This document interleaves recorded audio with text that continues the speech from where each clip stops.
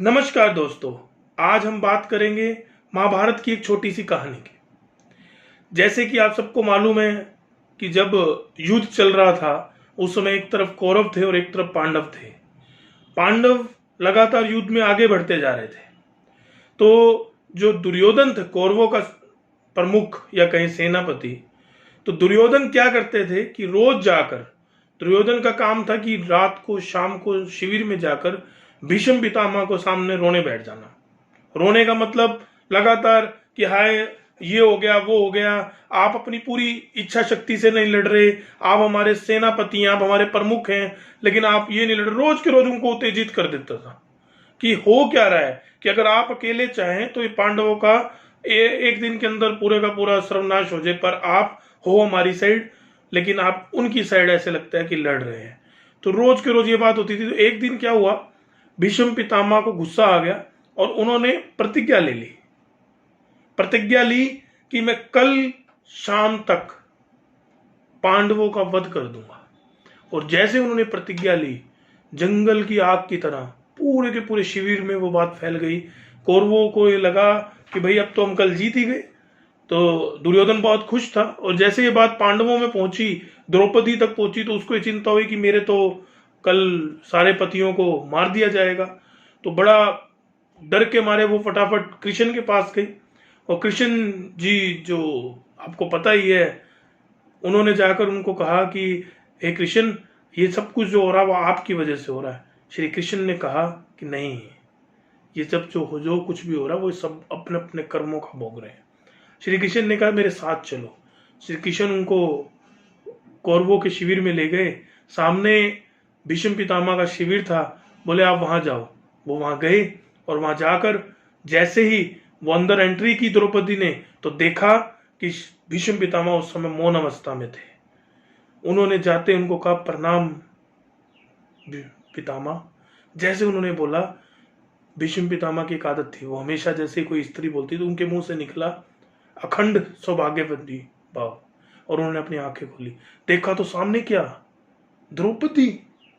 वो एकदम से हैरान हो गए कि अभी तो मैंने पांडवों को मारने की प्रतिज्ञा ली थी और अब उसी की पत्नी को अखंड सौभाग्यवती का आशीर्वाद दे दिया।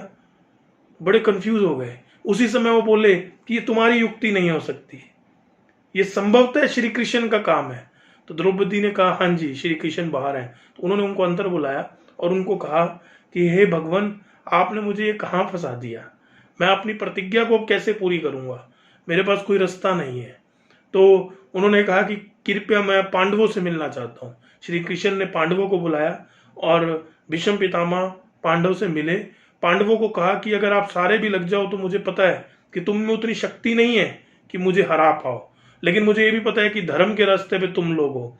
और अब जो मैं बहुत बड़ा आशीर्वाद द्रौपदी को दे चुका हूं, मुझे उसे भी पूरा करना है। तो उन्हें बीच का रास्ता निकाला कि आप एक काम करना कि कल जब युद्ध हो तो अर्जुन अपने आगे एक नारी को ले आना। तो सब चुप हो गए, नारी कहां से आएगी, नारी कहां से आएगी। उन्होंने कहा जो आपके ग्रुप में शिखंडी है, असली में वो शिखंडी नहीं शिखंडनी है, उसने बाद में आशीर्वाद लेकर अपने आप को शिखंडी बनाया, लेकिन वो नारी है, अंदर से वो नारी है, पैदा हुई वो नारी है, उसे आगे खड़े कर देना। शुरू में पांडव नहीं माने, बट फिर वो खड़ा किया। आपको पता है उसके बाद क्या क्या हुआ कि अर्जुन के बाणों से पूरी की पूरी शैया पे लेट गए वो।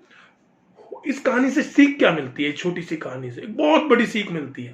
पहली सीख कि जो काम द्रौपदी ने किया, संस्कार दिखाए, क्या वो काम कौरवों की पत्नी नहीं कर सकती थी?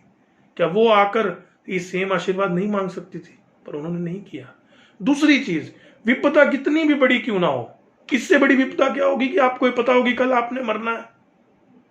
और इतना बड़ा, मतलब ये लगाइए कि सबसे शक्तिशाली उस समय के योद्धा भीष्म पितामह वो प्रतिज्ञा कर दे। लेकिन इससे ये सीख मिलती है कि कितनी भी बड़ी समस्या क्यों ना हो, उसका समाधान आपके आसपास है। आप उस समाधान की तरफ जैसे ही देखेंगे तो आप पाएंगे कि वो समाधान आपको मिल गया है। और तीसरी, जो सबसे इंपॉर्टेंट, कि अगर आपने जिंदगी में आगे बढ़ना है तो आपके पास एक कृष्ण रूपी गुरु जरूर होना चाहिए, जो हर समस्या में आपको काम रखे, वो गुरु आपका विवेक खुद का हो सकता है, वो एक व्यक्ति के रूप में हो सकता है, लेकिन एक गुरु जरूर होना चाहिए। इस विवेक का मतलब जिससे आपने सीखा है। चाहे आप YouTube पे किसी से सीख के उसको गुरु धारण कर सकते हैं। किसी की बात, जिसकी बातें आपको अच्छी लगती है, जिसकी बातें आप अमन में लाते हैं, वो आपको आप गुरु के रूप में धारण कर सकते हैं। मतलब साफ है कि एक छोटी सी कहानी सिखाती है कि संस्कार और कितनी भी बड़ी समस्या क्यों ना, उसका सॉल्यूशन है। अगर आपको ये कहानी अच्छी लगी तो ज्यादा इसे शेयर कीजिए, इसे लाइक कीजिए, और मेरे चैनल जो नीचे आप देखेंगे सब्सक्राइब का बटन है, उस सब्सक्राइब के बटन को जरूर दबाएं, ताकि ज्यादा से ज्यादा वीडियोस में आगे बनाता रहूं, मेरा हौसला बढ़े। जय हिंद, जय भारत।